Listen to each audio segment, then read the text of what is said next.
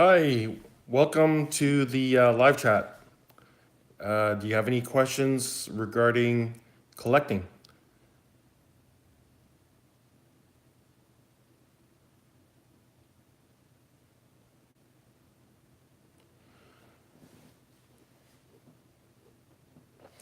Well, why don't I just discuss? I'll start this discussion off.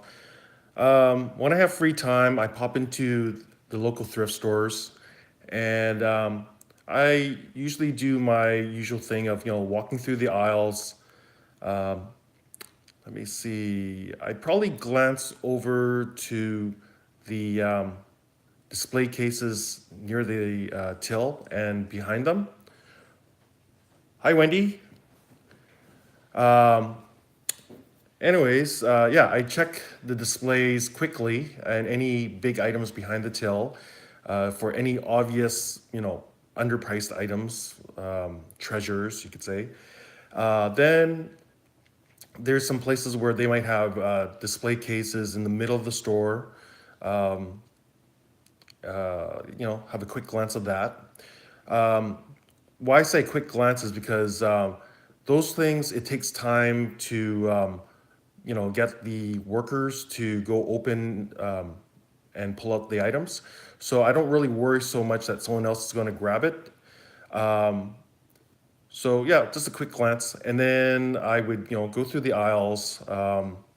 Generally, like the the metal area or the cutlery area. So you might try to find some sterling silver items or antique silver plated items. Next, I'd say go through the porcelain or sort of like plates and dishes area, because sometimes you might find some antique stuff, antique wares. Generally, if it looks, older, of good quality, I would look at the back. Let's see. Um, Oh, good for you, Mildred. That's pretty cool. I go look at the backs and look for names like, I mean, sure, you'll see, some like West Germany, which, it's not super old or anything. Or there might be, Nippon, like older Japanese made porcelain. Um, what really catches my attention would probably be like made in occupied Japan. So that was very short period of time, which was post World War II, like 1945, I believe up to 1952. Don't quote me on that, give or take. So basically, any Japanese products made after the war, they'd have to stamp that on the back of certain items like porcelains, toys, what have you, right? Basically saying that it's okay to buy these Japanese goods because it was made after the war, sort of to help them, you know, rebuild, for, their country, right? And without that mark, they would not be allowed. I believe they wouldn't be allowed to export those items, that kind of item. Other things I would look for Limoges, which is older French porcelains. Limoges was an area, right? It's not a company in France. So yeah, look for that stuff. That has some value. Definitely look for English porcelains, German porcelains. I think there's like Meissen is one company. Staffordshire, like the English porcelain. Um, Other than that, I would see. Let me think. Yeah, there's some really neat items like stuff that is obsolete when it comes to porcelain. Like you see a mug and there's like a little lip on it, almost looks like a straining part, and those are actually used well back in the past for I think it was like for shaving, I believe. Um, yeah. And I also, go into the knick-knack aisle, look for more collectibles and antiques. Sometimes you find silver items there too. Um, but yeah, let's open up for questions. This is a Q&A, so if you have any things you always wondered about, throw them at me. Let's see if I can answer them for you guys. Other than that, if not, I'll be just rambling on. Um, I'm just thinking, what else do I do? Um, yeah, it's like really weird. I mean, every time you go there, there's like odd items you've never seen before. Like you can't really pinpoint exactly what you'll find. Um, sometimes see other people they find stuff, um, and they're paying at the checkout, and you go, oh shoot, I wish I was there 5 minutes earlier so I could get it. Sort of items like that. I could bring up some examples. Probably mentioned in my other videos, but things like I think I saw someone was like looking at a box a box set of what was it called? A Super Nintendo from the 90s. And he was opening up the box and it had everything in it. Hey, driver 8, how you doing? Um, yeah, it was a box set of Super Nintendo, and it had the games, the free games that came with, and the remote, the controls and everything. And it was like 1999. I was thinking, wow, that is like a steal. And obviously, that guy put it aside and bought it, right? But I would say it would probably be, let's assuming it works, um, probably be worth at least $200. In my neck of the woods, you know. Another one was this lady was paying for these two fish. Like it looked like slate tiles, two pieces, and it had like a little fish fossil right in the middle. And she had two of those, and I think she only paid like $2 each. And I was thinking, darn, that would be something so cool to get. But you can't win them all. Sometimes someone else is the lucky person. Sometimes you're the lucky person. So as long as you go often enough. But honestly, it's really luck of the draw because you don't know when the staff pulls out the stuff from the back. It's like throughout the day. There's no really set time. So it was meant to be yours. You'll be the one getting it. Um, what else? What other knowledge I can bestow to my viewers out there? Um, Sometimes check the area with the picture frames because you will find, like if you're super lucky, sterling silver picture frames. Oh, you see, Mildred, you bought some Netsky figures. How can you tell if they're real or fake? All right, Netsky figures. Well, I mean, most of the time it's going to be made out of what do you call it? Ivory, right? Sometimes elephant bone, sometimes some sort of wood. It's always good to check known comparables. Like look on YouTube, look at the sold items from legitimate sellers, and just look at the quality of the ones they're selling. Um, the real ones should be signed on the bottom, you know, carved in signature, right? Uh, but um, yeah, definitely go by the quality.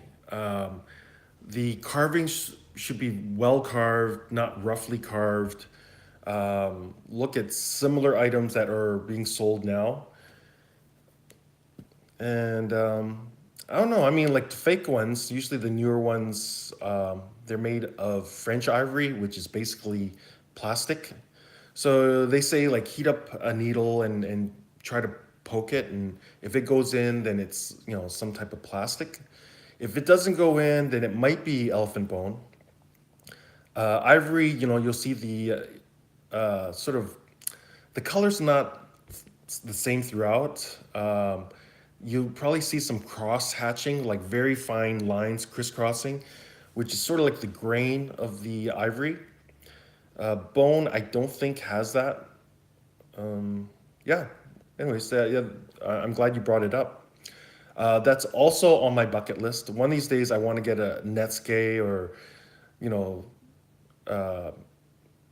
those types of carvings. I mean, I don't want to say I like ivory or anything like that, but it'd be neat to have a piece. Not encouraging, like the industry. Of course, things have changed, and they're trying to protect the elephants. There's not that many in the world, right? But of course, if there's an old antique item made from ivory, I wouldn't mind having it or finding it. What else is there? Yeah, so I was talking about the picture frames. Always look for stamp marks. If there's no stamp marks, you could assume it is silver plated. Of course, sometimes things get rubbed off, but some big item like that. Oh, you're very welcome, Mildred. Big item like that should not be rubbed off because how often you're going to be handling it, right? But look for stamp marks like Tiffany's, Tiffany and Company, definitely so sterling. Yeah, just like I think a month or so back, I did find a sterling silver, tiny little picture frame. It was antique, and it was only the front part that was sterling, and it was like composite material beneath it. So definitely look for the marks. You'll find some bargains there. Antique furniture, that's also a good area to look into at the thrift stores. Things like Herman Miller furniture, which is like super expensive, brand new. There might be some vintage pieces out there, so don't be afraid to flip the chair over, look underneath if there's a label. What else? I think there's some others, but I guess the main thing is you don't have to memorize all these names of these companies or whatnot. If you flip over a piece of furniture, you see a really neat label or signature. Don't be afraid to pull out your smartphone and just go online and just look up the name, or go on eBay and look up the furniture under that name. Because if you see the sold section and they're going for hundreds of dollars or thousands, then it's something worthwhile. But if you see the same name, basically, a tough sell, then it's just some average, you know, brand, I guess. But what else? I would say also check the sporting goods aisle. Thanks, Rafe. I hope I'm not pronouncing it wrong. Um, yeah, look for, let's say, antique golf clubs. Like basically, the shaft is also made of wood. That's how you can tell. And things like antique golf balls, they look different. Like how a typical golf ball looks like. I think the other ones, the texture is like weird. Like I don't know, just I guess look up golf, antique golf balls on YouTube. Not YouTube. Yeah, you could do YouTube on eBay, and they'll show some good examples. Like I always keep an open mind when I go to the thrift store when I'm searching for valuables.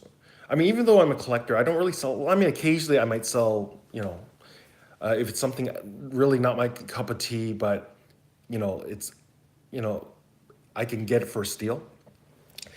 I always keep my eye open for value. So let's say even if it's something not good, not interesting to me, I could always resell it or give it to friends or trade it with other friends. Just like my sister, I saw, I think it was like a Chanel little makeup brush, little tiny thing, and it's a real original box. And I know everything from Chanel is, if it's real, it's very expensive, right? So it looked brand new, looked like it had never been used, and I thought, oh, 99 cents, or I think it was even 50 cents. And I thought, oh, my sister would appreciate that. And worst comes to worst, I'll just donate it again if she doesn't want it. And so I bought it. See, you're a fan of my channel. Will you do a tour of your collection? Actually, I did film most of my collection early on when I started this channel in 2012. But of course, little things I've added over the years. Uh, Definitely check out my old videos. I mean, it's even I'm guilty of that. I discover someone on YouTube, like I really enjoy the videos, and I only watch the new ones that come out. But like for me, I have over 500 videos. Oh, that's good. I have over 530 videos. Can you believe that? I've made over the last how many years? 6 years. A lot of the old stuff is good stuff. Actually, it showcases a lot of different elements of my collection. You know, you'll see my videos started out with coin collecting, sort of sharing my collection with all you guys. And then it moved on to, purchasing coins, hence the name Coinpicker, right? But I started to, open up my horizons and collect other things. That's what started me on the thrift stores. I think before that it was also what was it? The flea market. But the flea market's it's like meh, what my kids would say. Um, it's only once a week. Well, actually, it's probably basically the weekend, right? And I don't really see too much stuff, and it's like pretty much the people are there to make money, of obviously, right? So everything is priced like retail.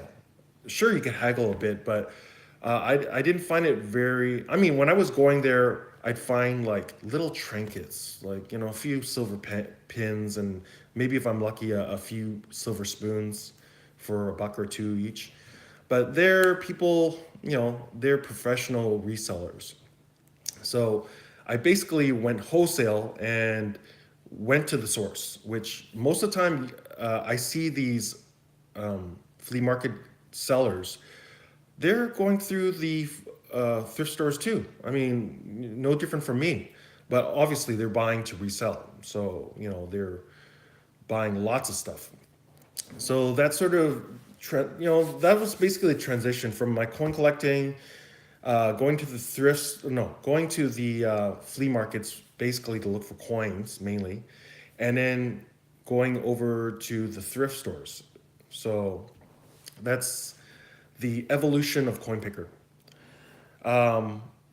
So yeah, I mean, I like learning. I like researching things. So when I go to the thrift store and I see something I haven't seen before, uh, I pull out my phone and I start doing research right on the spot to see if it's worth anything. And the just by doing that, it's really it provides me a lot of learning. I love to learn. Um, yeah, and then next time I can like pass on that learning to other people. I love talking to the people at the thrift store, like other customers, and I ask them, like, what do you collect? And this is what I collect. And oh, you're looking for that? Oh, it's over there. I saw it in the other aisle. The other time. Um, yeah, it's really great to talk to like-minded people.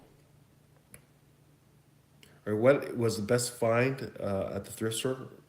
Brick update. Brick update. All right, brick update. Let me think. Best find at the thrift store. Um, I guess one of my best finds, I would say one of my best finds would still be, it'd be a toss up between the two sterling silver antique coffee and teapots, which it was priced at 19.99 each. I believe it was 19. No, sorry. It was priced like 14.99 each, and I used my $10 off coupon, so it ended up being like 15 bucks or something for the two. Either that or I have this huge, big sterling platter, which I paid like $10, which is super heavy. Honestly, I probably like the teapot coffee pot better. Just the fact that it's antique, still usable, in great shape. The other one is mainly, because it weighs so much silver. But yeah, I guess that would be it. But I guess the whole hunt, like the whole joy for me is the thrill of the hunt. So, I love looking through the stores, but it's not every day that I find stuff. Um, just the anticipation. I mean, I guess I get the high off of, of searching. But of course, don't get me wrong, I love it when I find something. Um, but yeah, it's just the thrill of the hunt is the main thing for me.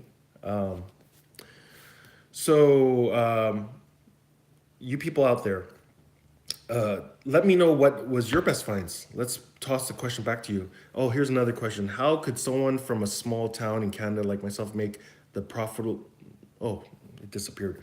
I'm assuming the question was, you come from a small place where there's not many thrift stores, and you want to go search to do reselling.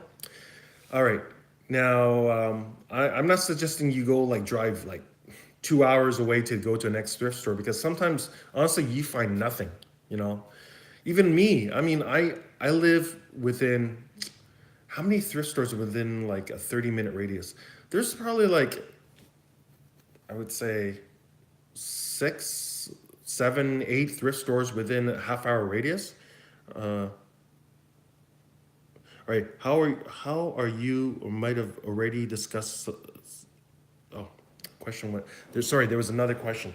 If I could ask you to send that question out again, I sort of missed it.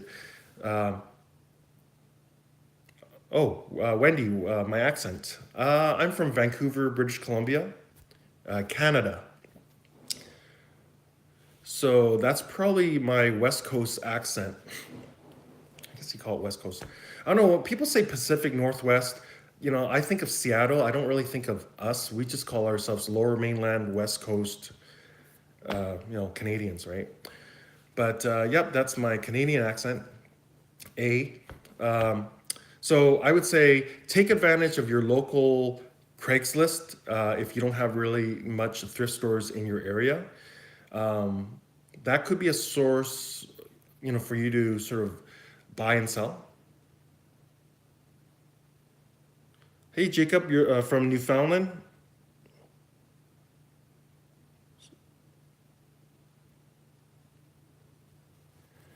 All right. What else? What else were we discussing here? Uh, oh, you might have already talked about this, but is Goldfield reselling? Is Goldfield worth reselling? Actually, that's a very good question. Before I thought it was just like like gold plate, gold plated stuff like for jewelry, and as long as you have a source to resell it, I say go for it. Like me, I'm saving all my gold filled jewelry. Usually, I just toss it back. Like basically donate it back. But now I found a source. My local coin store. They treat it. They basically pay me as if it was sterling silver jewelry. But they told me that they have to save, like, I don't know, it was like £100 before they could send it to the refinery to make it worth the while, right? So, it's not a lot of money, but I put off the side for him in a little Ziploc bag. And when I get like a decent amount, or if I'm just by the area where the coin store is, I'll pop in, and I don't even want cash for it. I mean, I'll just say, give me credit towards my purchase. It's a coin store. I love coins. I'll end up finding something I like anyways. But yeah, like sometimes I think once I went in and I got like $30, so I ended up putting it towards a coin I liked. Um, yeah. Um, and going back to the thrift stores, literally, no, I'm just kidding. Other things I would search for. Some thrift stores do have like a little once a month auction showcase, and I always tell people, like it. All right, our Sally Ann Salvation Army thrift store auction. It's once a month, and people, like they see something they like, and they get a little ballot, and they're filling it out. And if new people, I mean, if they, oh, you're very welcome, Wendy. New people, if they seem very friendly or very, and nice, I give them a tip. I say, hey, if you like that item, don't bid on it now, because I don't know if it's the same in your thrift store or, it's not like, all right, see you, Wendy. um, it's not like eBay where you bid your max and it'll just go up to the next increment to beat someone else. They actually will bid your full amount. And that's not the worst of it. And they call it silent bidding, right?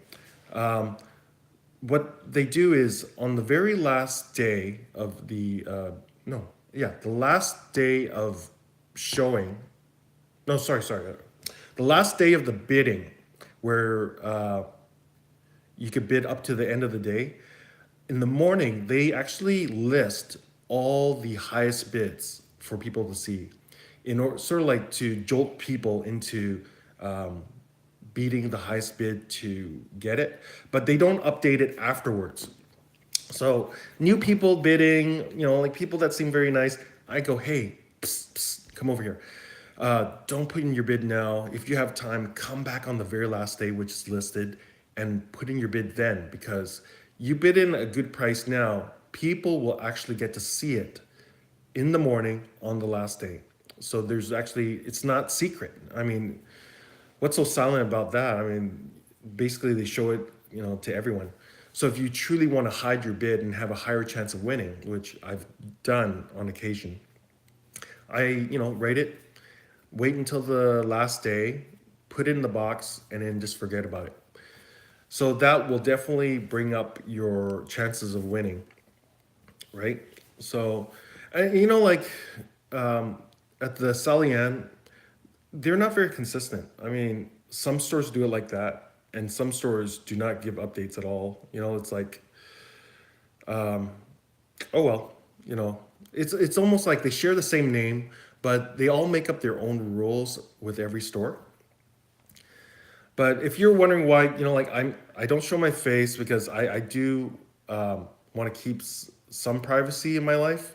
So for the time being, I mean, for even showing my body, like from the neck down, um, it's somewhat of a, um, I guess, me opening up a little bit more. Um, Instead of face showing the items only and standing behind the camera. So I think I've grown a little bit that I don't mind just doing this much at least. So I hope you guys don't mind. But anyways, to get back to things, yeah, I definitely keep my eyes open for vintage or antique toys in the thrift store, because that like I've sort of picked up over the years, what things I know about it, like tin toys, tin toys or collectible, worth some money, uh, even vintage toys. I mean, a lot of the older stuff, older I mean like pre 1970s. I mean, you'll have like Japanese tin toys, some Chinese tin toys, uh, maybe with some plastic, early, I guess 1970s ish Chinese toys are starting to become collectible. Um, what else is there?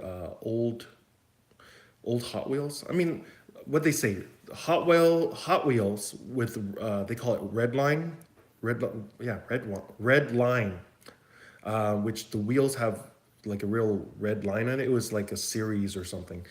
Definitely pick those out of the bunch. But usually, like at the thrift store, the Hot Wheels cars or toy cars are all thrown in a big box, and I don't, most of them are pretty rough. Like a lot of the paint's being rubbed off. Like basically they bang around at each other.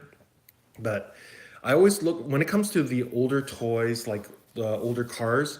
I try to find the ones from the '60s. Oh, there's another question. My Salvation Army doesn't do jewelry bags. All the jewelry is in the bin that you can pick through it. Oh, awesome. I would love that. I would just go through it and just pick out all the good stuff and don't have to buy any of that, crap.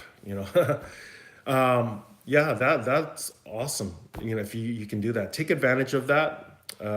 Go. It's like the souvenir spoon bin or the cutlery bin. I always go through it and pick out the good stuff. I mean, I would hate it if I'd be forced to buy souvenir spoons in a bag where I only see like maybe five sterling ones and have to be forced to buy like 15, silver plated ones, which I wouldn't bother. I mean, I would do the calculations in my head to see if it's worth the price that they're asking. But generally, no, I hate that. Um, yeah, I'm rambling on. I sort of lost my train of thought now. Sorry, that will happen when I'm trying to answer your questions that pop up on the screen at the same time. But yeah, we were talking about toys. So toys I really like to find is the precursors to the Matchbox cars.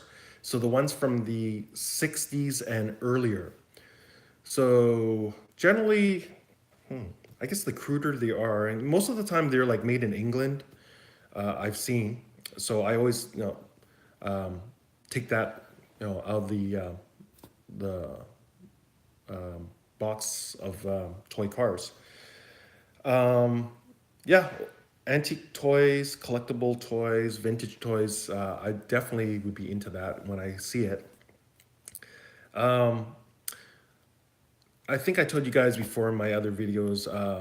Lately, I have been finding um, antique bottles. So it's a funny thing with thrift store. Honestly, it's either someone's cleaning out their house, spring cleaning, or someone died in the family. So sometimes you find people's collections donated. Like the family sees, oh, grandpa's bottle, old bottles that he got from the um, flea market or dug up years ago. Anyone collect it? No, well, let's throw it. Let's donate it to the Salvation Army. So you sometimes see stuff that are like, what do you say?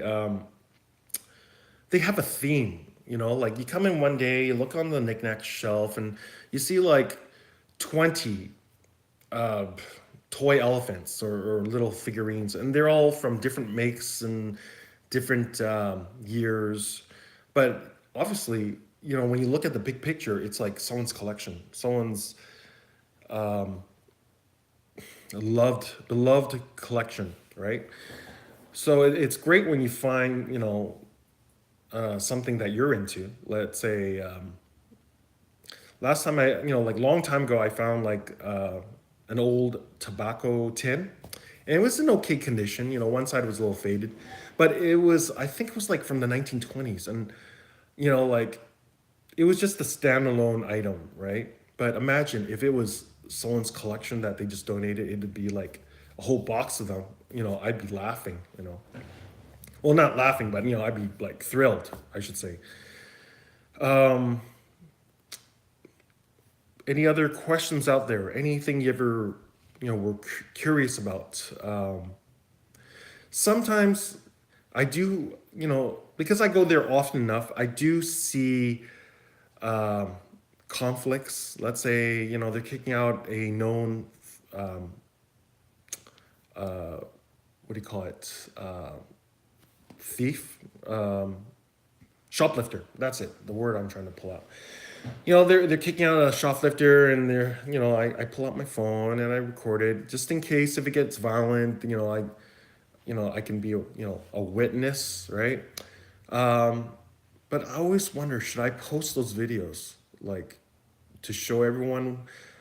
I'm not sure. I mean, the law's different in, place to place, and I guess I would take advantage of, blurring out people's faces. But is that something, people want to see?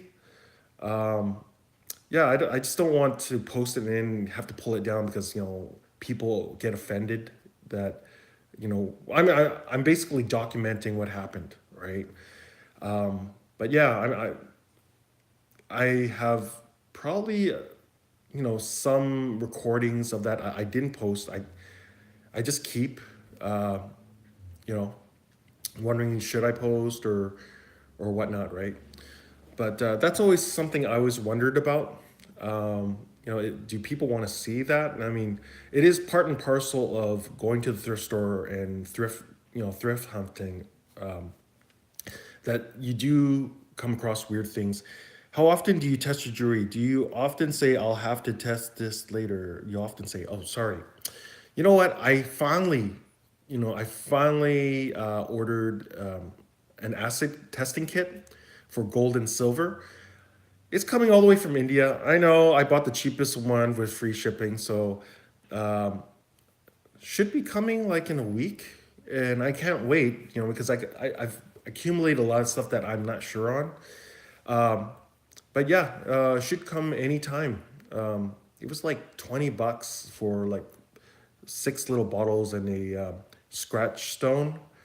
Uh, yeah, so can't wait. When I test it, I'm going to post a video. What was the other thing? Don't be afraid, even if you're not like a reseller of, used clothing. I mean, sometimes there's some old military uniforms that might be at the thrift store. I'd be open to buying stuff like that. Well, also because there's a coin store in New Westminster, which my buddy owns, and well, very good friend. And he also sells military items. So I've sold military items to him before in the past. So if I came across like uniforms, let's say World War II and older, I know he would definitely be a buyer. So sometimes I do ask him, like if I see something like, oh, there's like engraved box to Colonel so and so, I do ask him for his advice. He's been quite helpful. So it's always good to, network, know who you can sell stuff to, like certain stuff to. Yeah, I think I saw on the Antique Roadshow, someone was like getting their robe, antique robe appraised, and it is like an imperial Chinese robe or something, and had like embroidery of dragons and whatnot on it. So I mean, you never know. Stuff like that might be, lurking in the thrift store, right? So I don't really go through the racks because I'm not a reseller at all, and definitely not of clothing. But like I keep my eye open because the things, like the great source of information is watching those like shows on TV, like the Antique Roadshow, American and the British one, and the occasional Canadian one, which is far and few between. Because it's a really good source of information, a good source of knowledge. So it gives me an idea of what to look for when I'm on the hunt. Oh, there's another thing on my bucket list. It'd be really cool to find those electric fans, those little small ones that were the ones that you can actually put your finger through the grill and, well, anyways, that's not very safe, but from the 1950s and earlier, and then the really earlier ones were, I believe they were made of brass. But yeah, those are definitely worth some money. Haven't found one yet, one of these days. So yeah, mentally have a bucket list. And it sort of puts those things on the radar, your mental radar. So when you go to the thrift store, right? What else is there? I do like, as you may notice, I've been lucky about finding those Inuit soapstone carvings. Um, the authentic ones with the label of Canada on the bottom, like what was it? It was like during the 50s or something, or 60s. Um, Someone went up north and I guess encouraged the locals, the Inuit people, to make product in order to create a, like a monetary economy. So I think it was a program that was run with the Canadian government. So all those earlier pieces that with, the special label on the bottom, and I think a lot of people back then up north, like the Inuit, didn't go by last names, so they had to identify the artist. They had their own special number. I think it was called a disc number, and they would scratch in that number to identify who is the artist. I guess to know who gets the credit, or I'm not sure if they even did it that way. Maybe it was for the group. But yeah, I guess last couple months I've been picking up some here and there. Really enjoy the tactile feeling of the art. Uh, you know, it, you could say it was like animalistic carvings. Um, yeah, that's something I definitely like and always look for at the thrift store. Occasionally, I do find coins at the thrift store, but it's occasional, like very well. I should say rarely, right?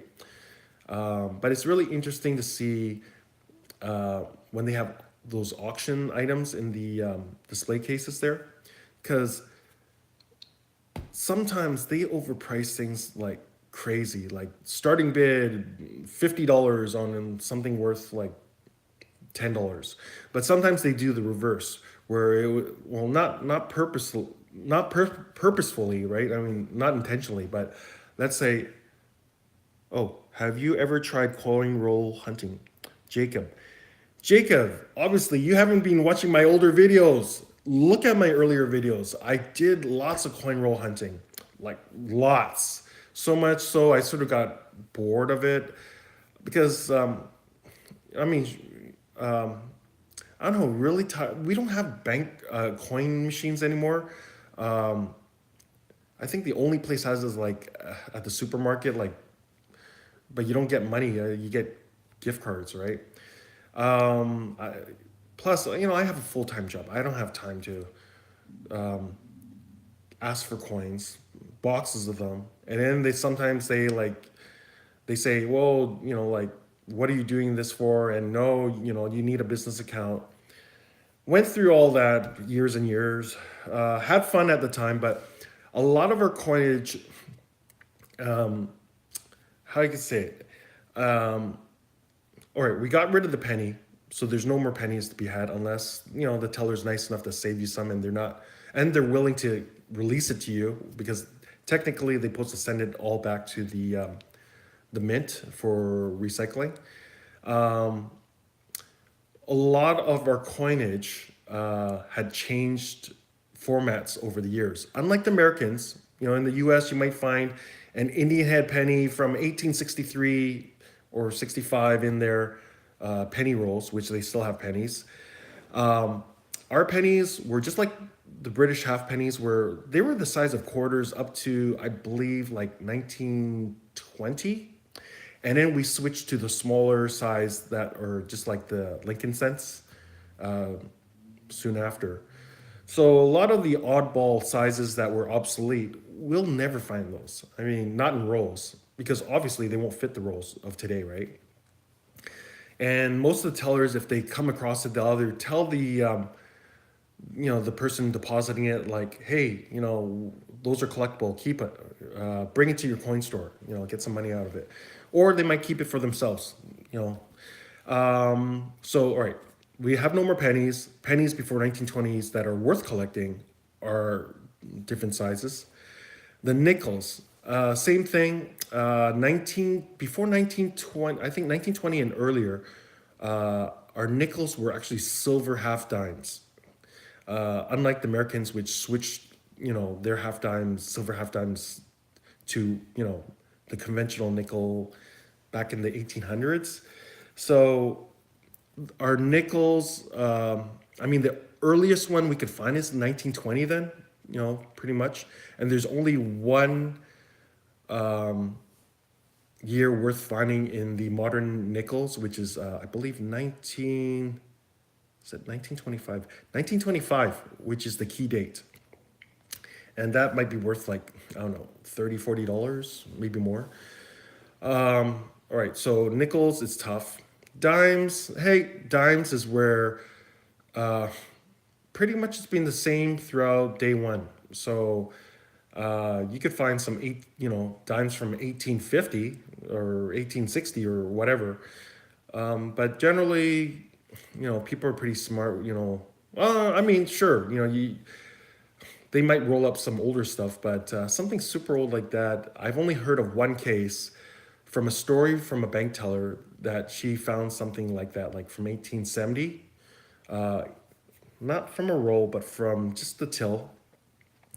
So dimes, quarters. Quarters, sure. Yeah, in theory, you could find older stuff in Canada, but I don't. Let me see. Um, we had such thing as a 20-cent coin, but that wasn't long. It wasn't around long enough. I mean, that was like from early mid 1800s or early 1800s. 50-cent pieces are obsolete to us here. So 50-cent pieces, the silver ones would go up to like 1967, and then it was nickel 50-cent pieces from 1968 all the way up to, I think, like, well, I mean, of course, you got the same like the Americans. We have the non-circulating, ones made for collectors, uh, up to today, but the circulating ones, I think it was up to the 90s. Um, so those we don't have rolls for. Those you have to ask in Canada, ask your teller if they have any those obsolete coins in their till or in the back. Um, and then dollars. All our dollars are now just like you Americans, the golden dollars. We call it the loonies because there's a picture of a loon on one side, the bird, of Canada. Um, the earlier ones, let's see, the silver dollars we had, uh, I think it was like the earliest one is like 1930, 36 or I think maybe 35, 1935. Uh, so like post American peace dollar, you know. So we had those up to 1967, and then from 68 to like 1982-ish, it was nickel dollars, which so many people collected or kept, and they're really not worth anything unless you find like the obscure error issues or the varieties, hard to find varieties. Like, I think there was a commemorative with like windows in the building, and there's like, um, a, don't quote me on it, but there was like a cow with a yoke, and if there's like a double yoke on it, or like those weird varieties of, I guess, double dyes, then that one's worth like $50, while regular one's worth like just face value. So those occasionally, same thing, you ask your banker and they might have some kicking around, but really they're just for fun. I mean, there's no real value other than face value. And then I think from 86, I think it was 86 onward, we went to the smaller size coin, the loonie, the golden loonie. So that we have all the way up to nowadays. We also have the $2 coin, which I believe it started in 86. With those ones, we pretty much look for errors. I mean, because it's a bimetallic coin, you have like silver rim and the gold colored one in the middle. So sometimes it's off centered, or Those are definitely worth some money. I guess the more complicated the coin, the more possible unusual errors can happen. All right. So that's pretty much it about coin roll hunting. Just picked my brains, right? I don't know. One of these days, I might go back into it when I have some time. I think I guess the most fun I have with coin roll hunting is searching customer wrapped dimes. Because, basically, there's a more possibility to find anything of great age in the dimes, and definitely silver. Not so much these days, but you still can find it. With the machine wrapped, it's all processed. We find nothing in them. I mean, most of the time, the banks, I think it was like Bank of Canada, they just sell them by the bags to those certain places, and third parties basically just rewrap brand new coins. So when I see them, I just bring it back. I think no, actually, the Bank of Canada, if I remember, there's also like plastic wrapped ones. So I think it is being wrapped directly from the Bank of Canada. So obviously, it's all the same year, wrapped in plastic. All right, new people, welcome to my live chat. If you guys have any questions about thrift hunting, collecting in general, throw them at me. I'll try my best to answer you. Pretty soon, I think we have 7 minutes left. I just want to make it this live chat like 1 hour long. So, yeah, throw me some questions or else I will continue to ramble on. Um, I did try metal detecting, not too much, just summertime, at the beach with the kids. Um, Here on the West Coast, it's we're not really an old place. I mean, my neighborhood was probably built less than 100 years ago. I mean, most of the oh, you like the channel, Cole, is it Cole? Yes, Cole Noble. Thank you very much. I appreciate it. Yeah, my specific neighborhood is probably like maybe 70 years old at most. Oldest parts of town is probably closer to the downtown core, but you're going into people's, basically it's people's property. You can't really go into fenced yards. And to us, properties are like tiny little lots. I mean, the houses near the core, if they're still up, a lot of them are being raised in order, like torn down to build new stuff. We live, there are these days. Oh my God, say my name so I can show my mom. Okay, Cole Noble. Hey, how you like that? Hey, mom.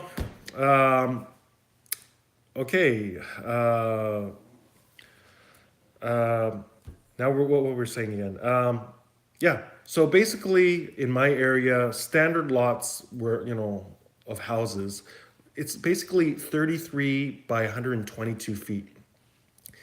The back in the olden days, like 100 years ago, in the old houses back like towards downtown, the standard lots back then were like 100 no 25 feet by 122 feet.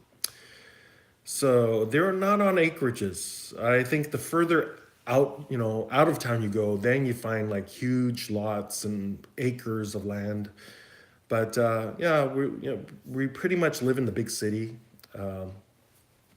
Vancouver, BC, right? Canada. Yeah. So yeah, I tried my hand at metal detecting. I think I found at the beach like $1.50 in quarters and a lot of bottle caps, a lot of tin foil. What do you call it? Those pull tabs. That's it. The thing that people hate the most who metal detect. It was fun, but like it's really time consuming. I mean, you gotta, if you're going into a park or, wooded area, you have to, use a shovel and dig up lots of holes. Oh, you're welcome, Cole. I'm glad to help you out. Yeah. But yeah, sometimes people say, like friends of mine say, "Oh, you're just making videos." All right, take care. Making videos mainly for collectors and blah blah blah. You don't really get that many viewers and all that. Honestly, I do it for my own enjoyment. To reach out to like-minded people, sharing the stories. I mean, sure. I mean, like my kids. When I watch my kids, see, I see them watching videos. They're teenagers, right? So they're watching like people watching other people play video games and swearing. Now, I'm not into that. Last video game I played back in the day was like Galaga or Galact. I don't know, was it Space Invaders? No, no, no. My first video game was probably Space Invaders. But yeah, I think I haven't played video game in like 20 years. A little bit of exaggeration, but I don't know. I'm not into that. I'm not gonna make a video, post a video just to get views or act silly and you know play play something I'm not really into. Yeah, that's just not me. But hey, I'm not hating on anyone. I mean, some people like that. That's their thing. All the power to you. But for me, in this moment, in my life, I like collecting. I like learning, about history, about stuff, about different cultures. Treasure hunting, at the thrift stores. Yeah, and like when I was a little kid, I used to pop into the like antique stores. I don't know, I didn't have the concept of thrift store in my head back then. So I would pop in there on the weekends and like learn about these neat little 100-year-old things and whatnot. Occasionally I would buy something, but that sort of got me I guess, got me going into collecting. But yeah, I mean, like if I knew now what I knew, if I knew now the stuff, no, if I knew then the stuff I knew now, man, could I have cleaned up? I mean, I would have stopped going to like the antique stores, go to all those thrift stores back then when I was a kid. Oh, imagine all the stuff I could have found. But it's never too late, and I treasure that experience. Being a kid, learning, as a learning experience. So yeah, gonna shut down this live chat pretty soon. This is my first one, my first time, so I'm happy to get this experience with you guys. Now I know what to do next time, so it won't be so much rambling. I would definitely make sort of like a checklist of things to talk about, so it's not so random. But definitely continue to watch my videos, put in your comments, subscribe, and hit that notification button so you will know when my new videos come out. Anyways, thank you very much, guys and gals. I will see you on my next video or live chat.